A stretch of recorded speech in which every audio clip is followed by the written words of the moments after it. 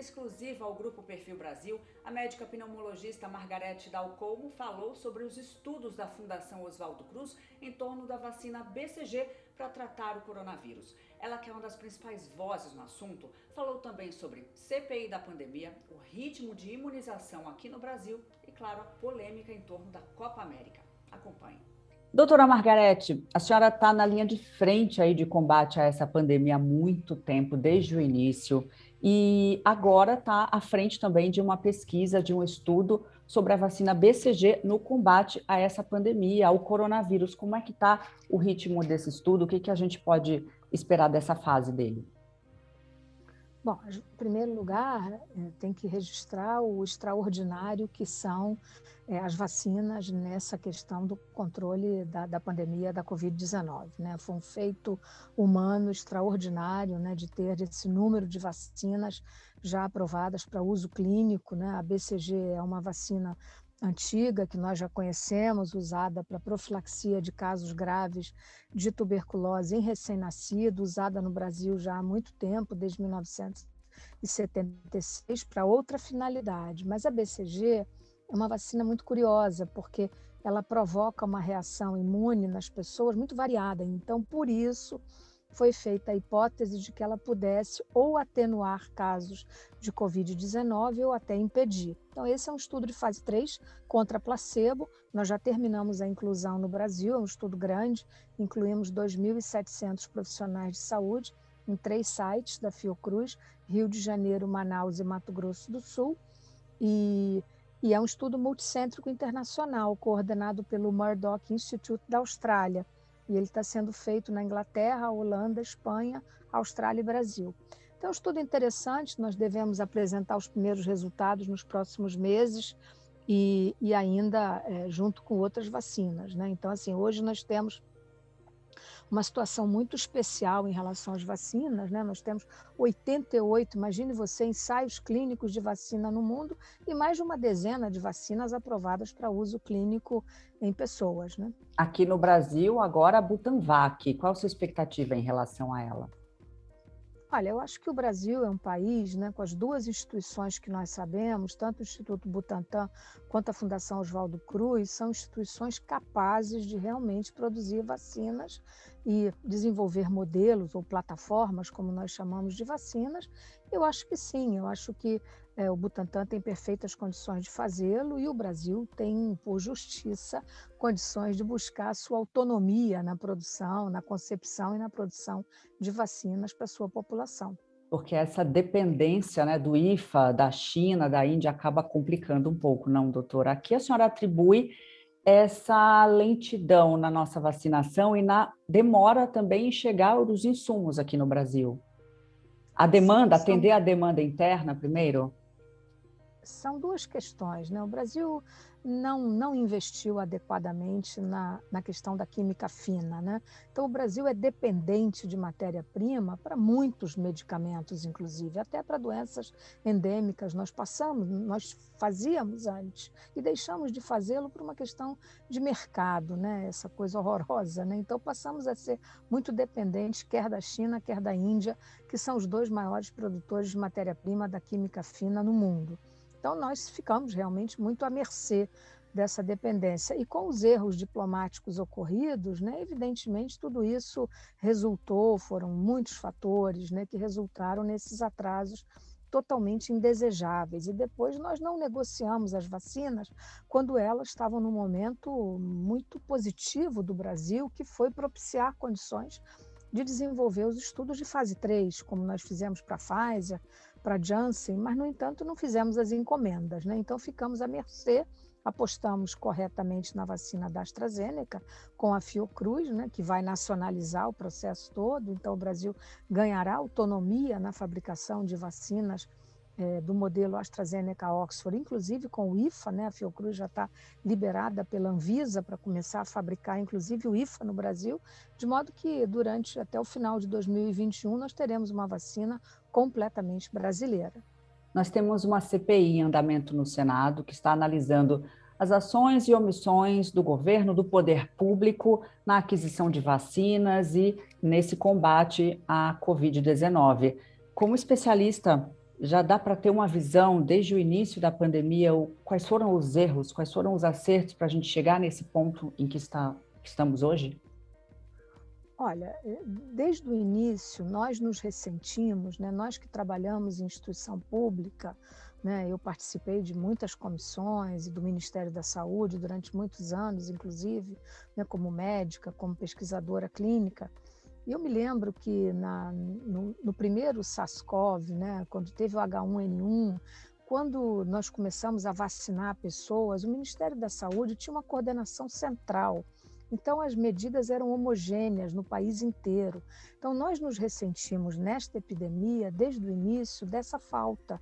Nós nunca tivemos nem uma coordenação central e nem uma interlocução suave e fácil, né?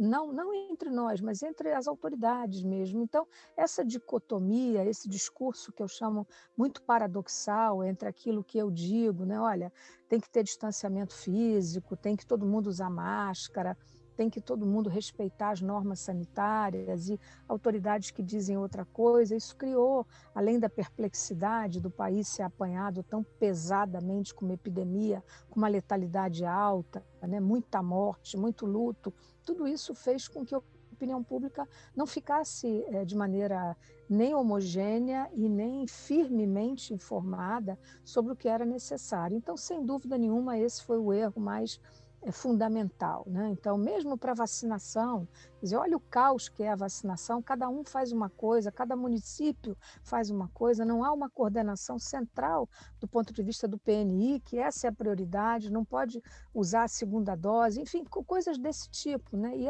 E com isso acontece esse desastre que eu considero, que as pessoas, todas as vacinas são de 2 doses, as que nós temos no Brasil, as 3, e pessoas tomam a primeira dose e não voltam para tomar a segunda, gente. O que isso quer dizer?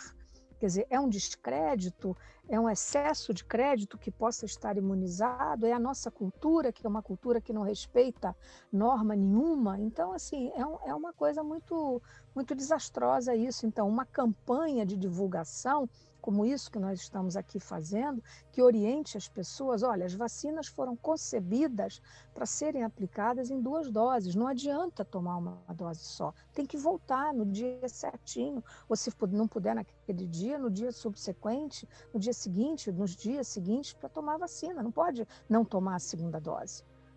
Não tomar a segunda dose, ir para Campos do Jordão, por exemplo, ver aquelas cenas que vimos agora muito recentemente, como se tivesse toda a população vacinada, e mesmo que esteja, esse novo normal não vai ser jogando a máscara fora, né, doutora? Como é que a Não. senhora analisa daqui A, para frente? Ok, está todo a mundo máscara... vacinado, daqui para frente é vida louca, hashtag vida louca, ou não, os Não cuidados é. têm que ser Não, mantidos?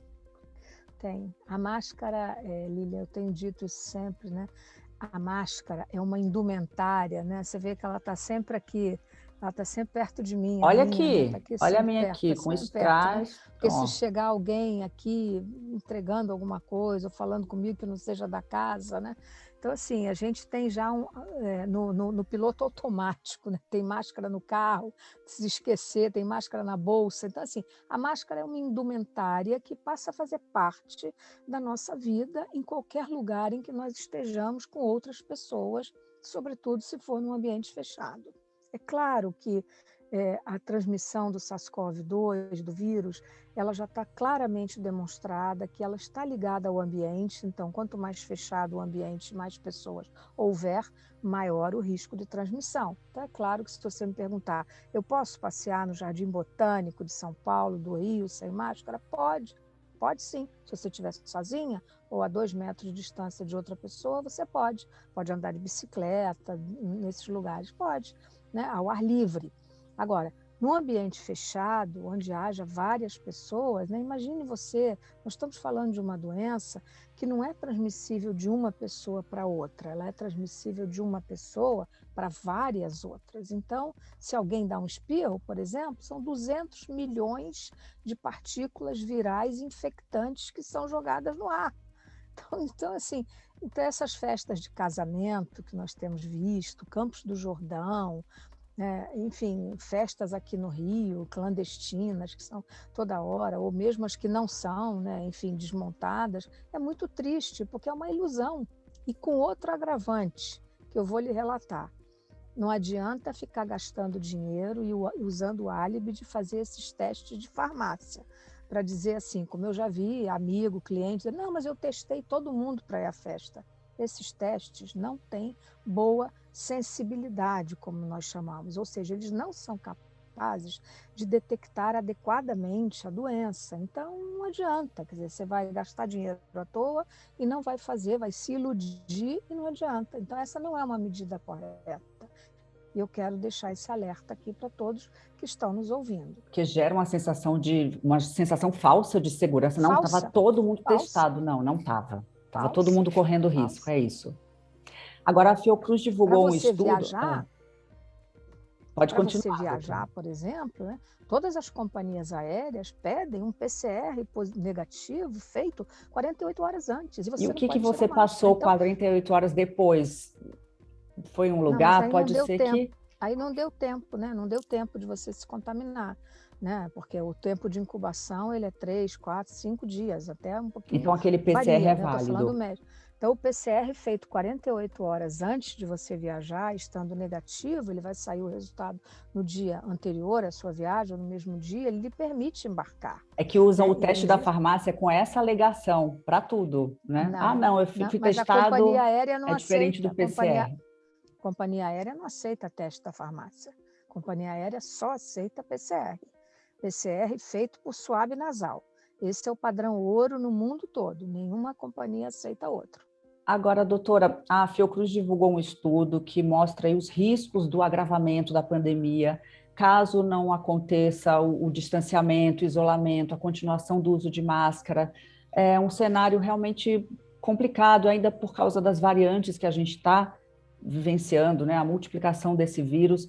Aí eu pergunto para a senhora, uma Copa América, a realização de um evento que, querendo ou não, ok, não vai ter público, mas tem as delegações, tem os jornalistas que vão vir ao Brasil. Como é que a senhora avalia isso diante de uma situação tão grave como a que vivemos hoje? Olha, eu nem posso dizer a você que eu recebi essa notícia com perplexidade, porque nós não temos nem direito a ficarmos perplexos, os médicos, né? Mas eu recebi com muita tristeza, porque imagine você que a Colômbia recusou, a Argentina, onde a variante indiana está circulando, no Brasil, nós sabemos que a variante indiana pode estar circulando, que ela é muito mais transmissível do que a variante P1, que predomina hoje no Brasil. Isso já é sabido, não tem nenhuma novidade no que eu estou dizendo. E nós aceitarmos fazer em nome de quê?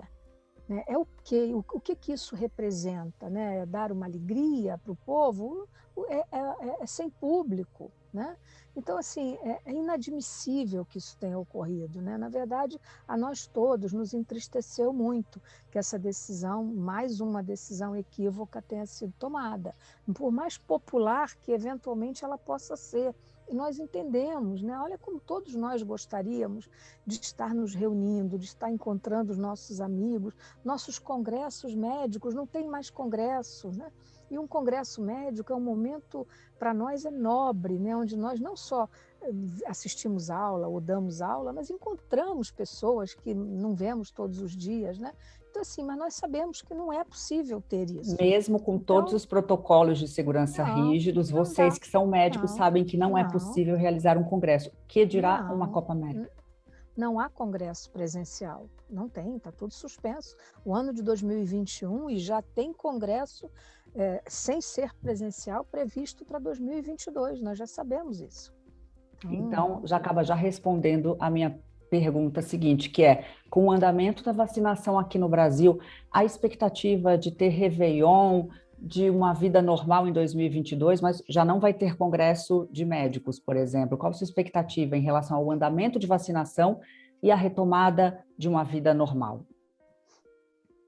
Olha, nós só podemos falar, né, antes de falar, tem vida normal, né? O que é normal, né? É, eu sempre digo que nós nos lembramos de dezembro de 2029 com muita saudade, né? porque é como se nós estivéssemos falando de outro século, De né? 2019. De 2019, né? O que eu falei? 2029. 2029, aí eu fiz um É, exercício de futurologia, falei, opa, não.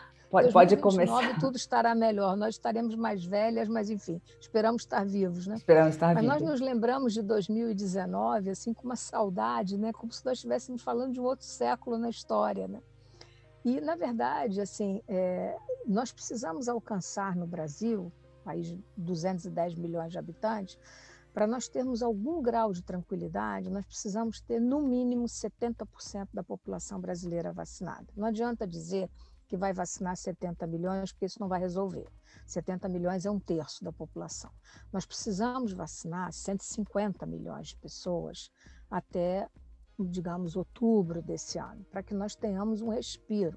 Nós possamos considerar que picos epidêmicos não haverão mais, entendeu? Poderá não haver novas ondas, né? Mas isso tudo está sujeito a uma alta cobertura de população e medidas protetivas e protocolares tomadas e mantidas, não há dúvida.